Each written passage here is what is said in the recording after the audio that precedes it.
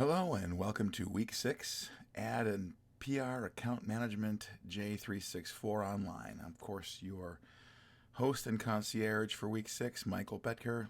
Let's proceed. So here's what we have going on this week and next.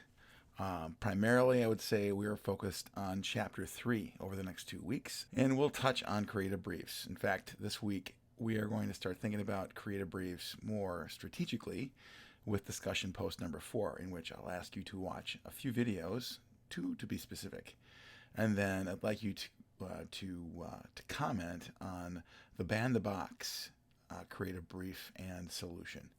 So that's in a nutshell. We'll go over that again before we part ways today. But creative briefs, kind of the big thing. We'll spend more time next week talking about those. So that's it for this week. All right. So here we are. Chapter 3, again, account management, important documents. So we'll talk about that.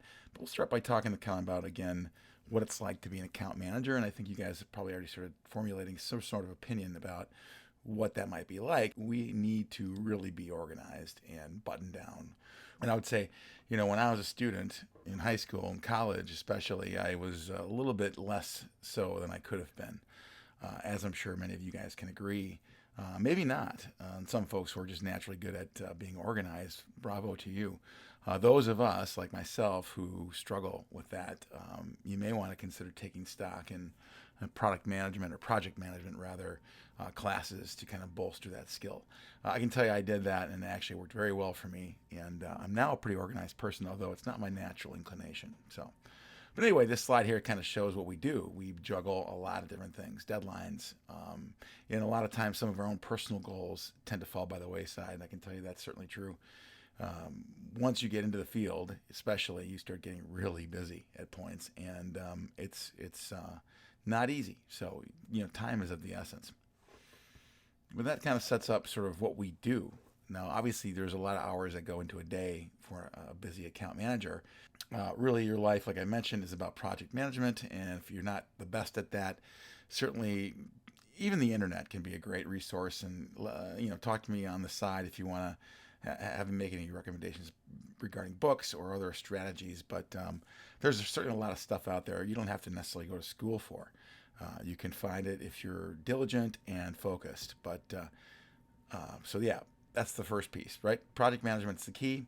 And often each client will have several projects at once. So, you'll have lots of things going on. In fact, the agencies that I've worked for, and then more recently the clients I've had with my own agency, there are always 4 or 5 things going on, whether it's a brochure and maybe some upcoming campaign, social media post, all of that stuff really kind of bunch up. So not only that, but couple that with the fact you might have more, and most likely you will have at least 2 to 3 clients on average. Now, give or take, depending on how busy your agency is. But usually you will not just have one client.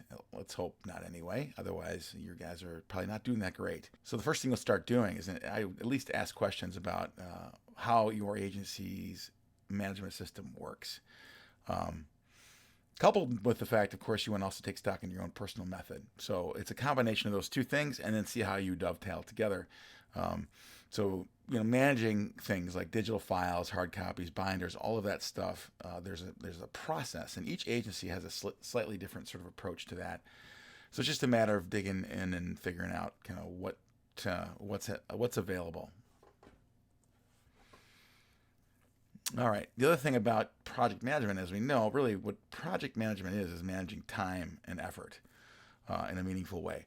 So timelines, in our case, in advertising and PR and any other agency life, can vary dramatically depending on the type of project. So that's the first thing I would say to you guys is just, the sooner you understand how long things take, the better off you're going to be when it comes to managing expectations, both with the client and with your own team. So, just getting a good feel for things, and you want to make sure you don't overpromise the client, especially. But on either side of that, overpromising can lead to a lot of bad blood and bad feelings. And you're trying to manage all these relationships, and making a promise that's not sound is the first step towards discord. So accurately estimating project timelines will come with experience, I would say, and over time you'll get a feel for it. But in the short term, like for example, let's say you're doing a radio ad or you're making a radio ad, and couple that with a magazine ad, you know that the lead times are different on those two things. So you've got to manage both accordingly to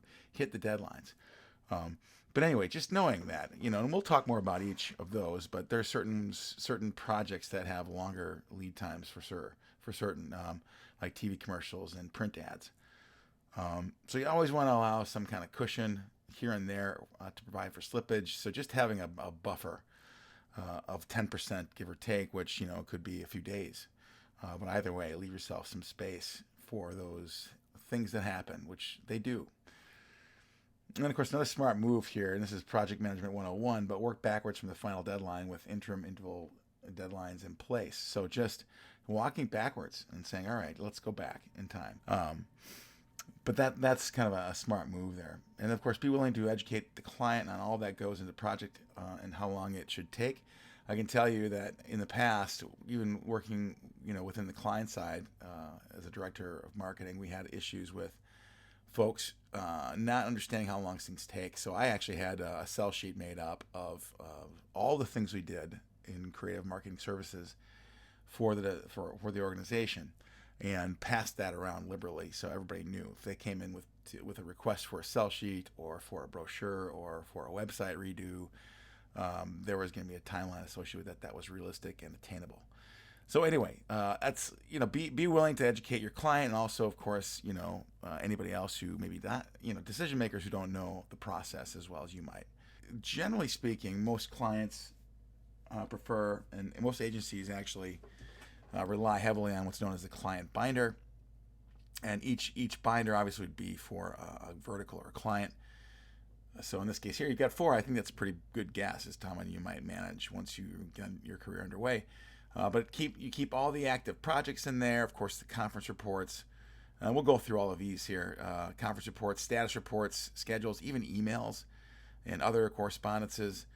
Certainly budgets and other larger plans and items that may be tangentially related. Maybe you get some stuff from the client directly that could go in there in an appendix regarding the brand. Who knows? But lots of different ways to think about how this book could work for you. And obviously, what I would do is I would set these things up so that I can use them. It's not just for show and tell. It is an actual useful binder that you might find in your backpack as you move around.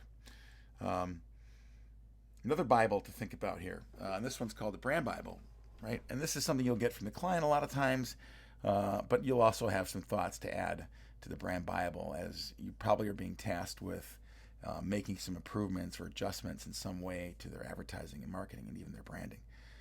Anything the team needs to know and remember about the client or the brand should be in the Brand Bible. And this, I'll give you an example. I used to work with GE for 5 years through Briggs & Stratton. We were one of the licensees for that brand, and their Brand Bible was a mile thick. So brands that are long in the tooth like GE and big brands like that generally have a pretty well sorted out brand language and Brand Bible. So anyway, usage standards, logos, fonts, all that stuff, approved, not approved colors, even things like envelopes and letterhead and everything else that you can think of would be found in these Brand Bibles, just so that everybody knows what the rules are, essentially, for the brand. And of course, then you want to make sure everybody follows the rules. There's a Walmart example there, right? So we see kind of what we're talking about there a little bit. Other files to think about. Client correspondences. Now, and this all can go into our binders here, right? But hard copies of emails, letters, etc., anything that you think might be pertinent. For example, it's a fast-paced environment, and if you've got your book there on the shelf and you have to be out for a couple hours and somebody has a question, you could refer them to your client binder. But client correspondences, project files, of course, anything like the creative brief, any schedules that might be pertaining to the project or projects. Something called change orders, which essentially are just requests for budget changes or project changes themselves. Certainly anything related to budgets and long-standing communication with the client over time. It's just good to keep track of that stuff. Now, generally, I've just found myself doing a lot of that stuff digitally through email. Email is a great tool that can help you get away from some of this stuff, but nonetheless, it's not bad to have a paper trail. Another thing, past billings binder. right? And this is great to have because a lot of times you get questions in and around the billings, especially if you're working with a lot of moving parts and you've got hours being billed that may go over or under that cause questions. So always having kind of your fingertips on these in order will certainly help save you some heartburn. It also helps prepare future budgets as well. So you get a feel for it based on kind of how things have gone to give you an idea of how to budget for the following year. Samples. We want to see samples. Obviously, we like to do spec work, and we thrive on showing examples from other industries and other agencies just to get a feel for inspiration. Take a set home as your personal samples. I do that as well. My wife gets crazy at me because I never throw any packaging away. I'm really have been always been into packaging for some reason. I think it's probably because of my upbringing with some of the people I used to work with. But ever since then, especially like really nice boxes that I think just good examples of hard work. I know how much time goes into a box, and generally it takes 6 months from concept to production on average for a box, a single box. So that's kind of crazy. Anyway, the other thing you'll be doing too is keeping track of schedules, and this is one example of probably many different versions of this type of form. But it really does sort of say keep track and tabs on a daily basis with what's going on, who's doing what, and kind of the timeline associated with that. Something called a call report. Now, this is generally, obviously, it sounds like what it is. You're on the phone, so it's a call report. And essentially what you're doing is you're spinning up a memo or an email after the phone call with the client, directly after in most cases, just to keep things fresh. So I often will do that. I'll take notes during the meeting, and I'll be already crafting in my head a quick email and where I'm going to send it as I'm going through that. So I'm multitasking there. Similar to a conference report, which we'll discuss next, but is often shorter and should be sent to both your team and the client team. So that's the call report. Pretty straightforward. And then the conference report, which is a little more involved, right? So conferences obviously spring out of planned meetings. Whereas this one here, the call report, could be a willy-nilly phone call that just springs up organically. This one is more of a planned thing. So there's an agenda, generally speaking, and kind of a game plan. And usually that means you're presenting at some point. But the conference report is meant to capture what happens in those meetings. It summarizes meetings between the client and the agency, of course, and it's a single document that acts as official record for the following things. Topics discussed. Some people want to write everything down. I would say the highlights are the best. So topics discussed, decisions made, certainly action items that spring out of those decisions, who's doing it, in other words, responsibilities, what's it going to cost, and then how long is it going to take. These are the big ones. And these are things that, of course, would spring out of the meeting. You wouldn't necessarily discuss those things, but those are things you would jot down in your notes, kind of on a sidebar. Another bullet point, you want to be prudent in what to include and what not to include. That's like I was saying before. Not every single thing should go in there. So just be judicious with that. Check with other team members to ensure you have it all correctly. It's a good thing to do as well. Did I hear him say that correctly? Vet that out with your teammates if you can. And then, last but not least, have the client read over and approve the conference report before it gets sent out to everybody. And that's good practice. Speaking of conference reports, we'll actually have a chance to take a stab at this. I've got a couple queued up for you next week. And that's one of our assignments, assignment 2. Essentially, you're going to watch it just one time, each one of these videos. And while you do that, you're going to take notes. And then I'd like you to spin up a self-respecting conference report based on these 2 examples here. So we'll do more of that next week, but that's just setting you up for that as we're talking about conference reports. So I thought I'd talk to you about this. All right, so let's pivot. It's called the Creative Strategy Brief. It's got a bunch of other names as well that you may or may not encounter. For our purposes, we're going to refer to it as the Creative Strategy Brief. But it goes by many names. So it's called the brief as well as a shorthand version of what that is, or the creative brief. And it's usually, in fact, it almost always is prepared by the account or account planning team. You'll get inputs from senior creatives as well who've been around the block a few times and been through similar situations. But that's the brief. So it's kind of an all hands on deck for some of the upper level folks, but you're going to be driving in most cases. The account person is going to be making that first stab at getting something on paper. All agencies use them, but call the document different things, like I said. So it really depends on which agency. Sometimes they vary in length as well. Sometimes they're longer, sometimes they're shorter. I've seen all kinds. I tend to like the longer form just because I like to dig into the strategy more. But for the purposes of, depending on the client, you can get away with a page or two. What it really does is it provides a roadmap for the team, especially the creative team. And that's really what we're looking for here, right? We're stitching some of the marketing objectives that you may uncover through conversations with the client. And then you're going to be taking that information and working it downstream into a creative brief that the creatives can actually respond to in a meaningful way. And when I say meaningful, obviously for creatives, they need to be sparked in some way. And this brief has got to fire them up and get the creative juices flowing for them. That's kind of the whole goal of this. And the other piece too is just, tell them what they need to say or do, but not how to do it. And then, obviously the other piece here, which we've talked about at length already last week, and how to get these things, but these insights that drive really the deeper creative sort of executions that can happen for a brand based on these insights. I'll say this: the shorter the better. They don't call them briefs for nothing, So certainly going like 5 pages is not good, and usually a brief, like I said, is 1 to 2 pages max. Shorter the better, either way. Here are some of the key elements of the brief. Of course, objectives, and these objectives spring out of, because we're in the creative world, from the marketing plan, which is the 4 Ps. Our objective will be centered around the 4th P, promotion. So the objectives, that's the first thing. Our target audience, who are we meant to expose the message to?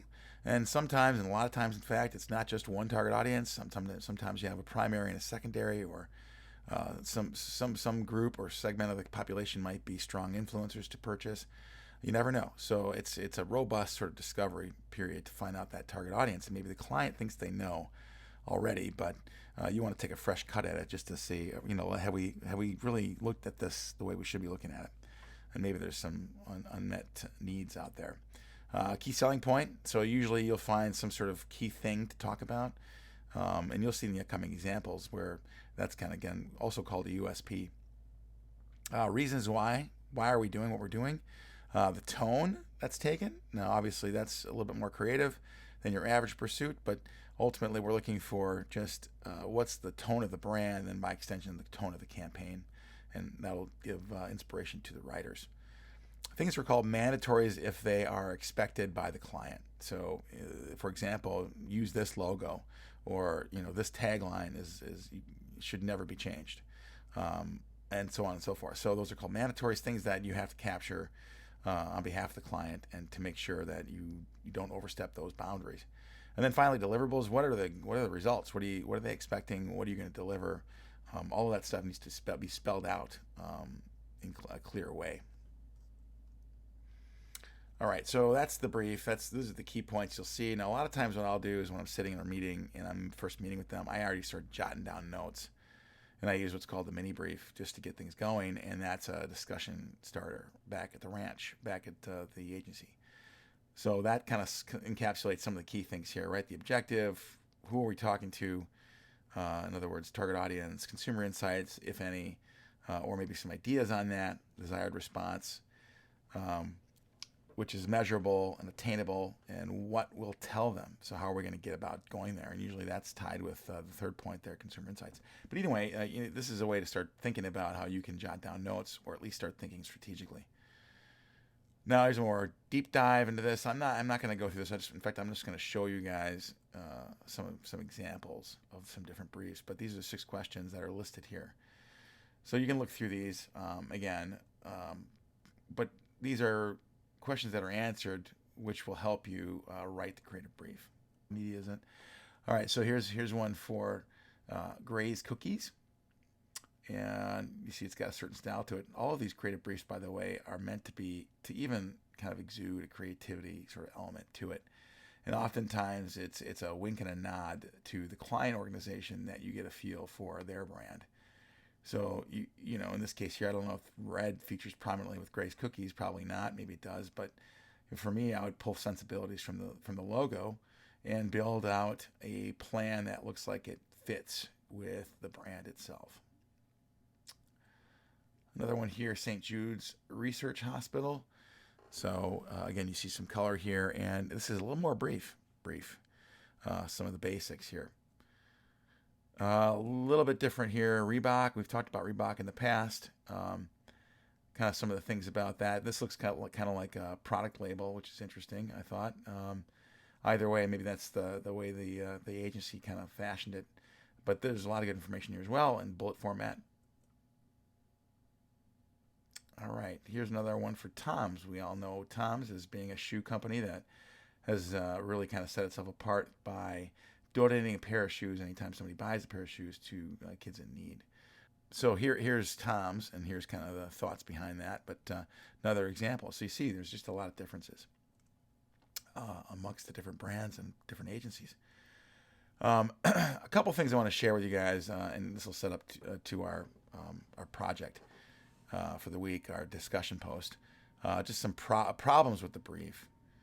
They have to be careful about, right? Too many objectives or long, complicated objectives. So wherever possible, you want to be specific and focused with attainable, single-minded, measurable goals.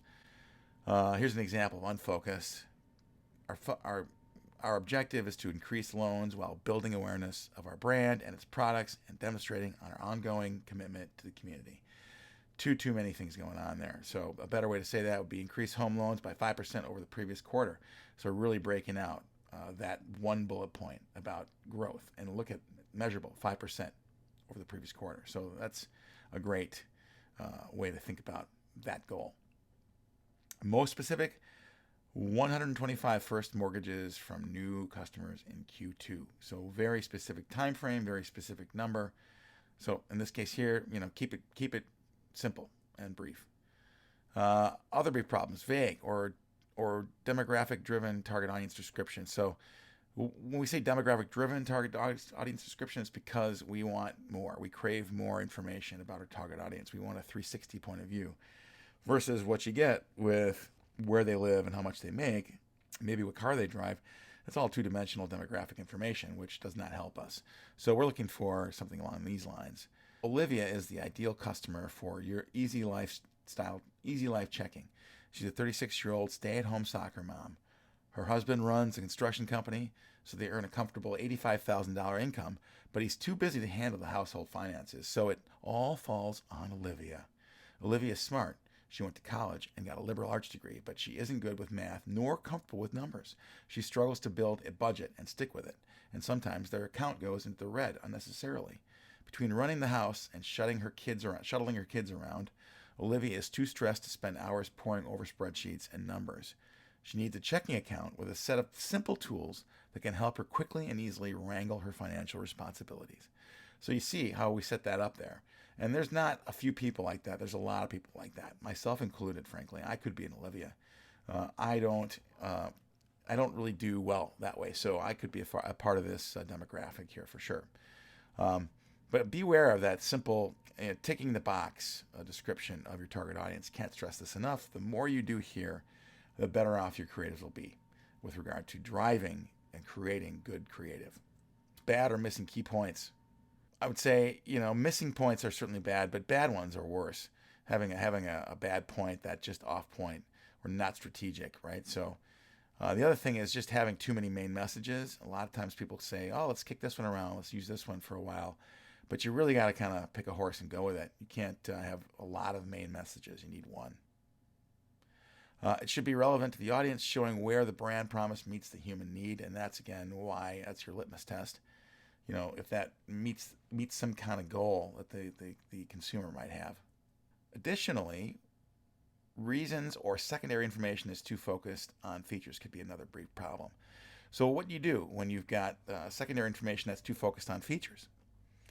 Well, what people like to hear, in fact, this is a Selling 101, turning features into benefits. In other words, turning those around and making them into a higher order emotional sort of quality about whatever feature you're talking about. So here's some examples. And this is really in the way you're right, but you get to the heart of the emotional stuff, and this is why, again, it's so important to understand your target audience as well as you can. So this Olivia story here. So 25 branches in the metro area, right? That's a statement. That's a secondary piece of information.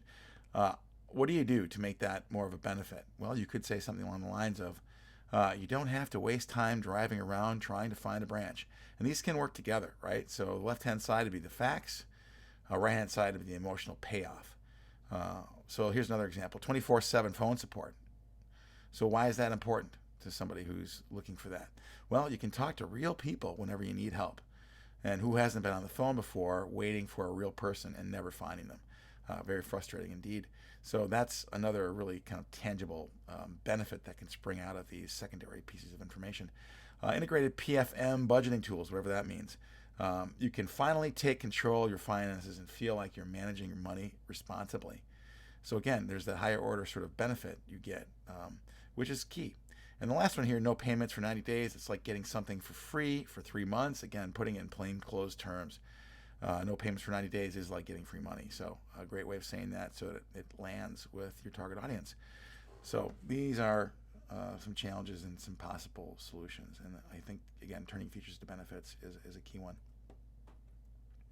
Other brief problems, no tone, personality, direction, or too many adjectives. Again, this thing has got to be written really well. And if you've ever taken any of the classes with me, 241, which is copywriting, I talk about to be verbs, right? So that's the surefire way to kill the excitement around a brief is to have too many of those in there. But by extension, certainly we're looking for active sort of terminology, and we want to capture the tone of the brand we're writing for and their personality as well in the writing. So it's got to be crisp.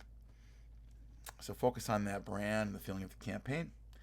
All right, so those are some brief problems there that I shared with you guys. What I want you to do now is to watch these 2 videos that are both in the discussion post and also in Canvas for week 6 rather.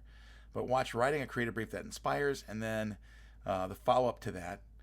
She's getting at a brief, actually, just full disclosure, that kind of relates to this in an obligatory way. But I want you to watch both videos and then answer the question for post 4.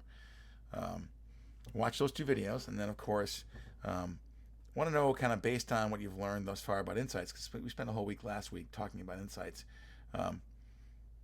What insights are inspiring this campaign right now, called Second Chance?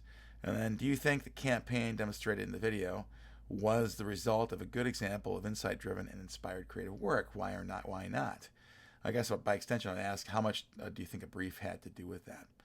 Of course, so those are just candid conversations, and certainly if you want to go off on a tangent, I'll accept that as well. If you find something interesting you want to share, let's do that. And then the other thing you're expected to do, obviously now you should all know this, post at least to 2 other peers 100-word responses for discussion post 4. All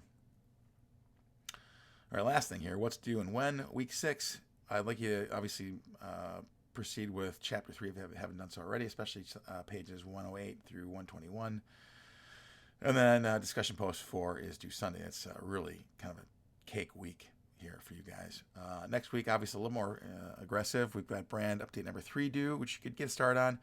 And then we also have the conference report, which is due on Sunday. So there's you're asked to watch 2 conference report videos and then report out on those. So again, Chapter 3, vitally important for this week and next. So let me know if you have any questions. Good luck this week, and we'll see you in week 7.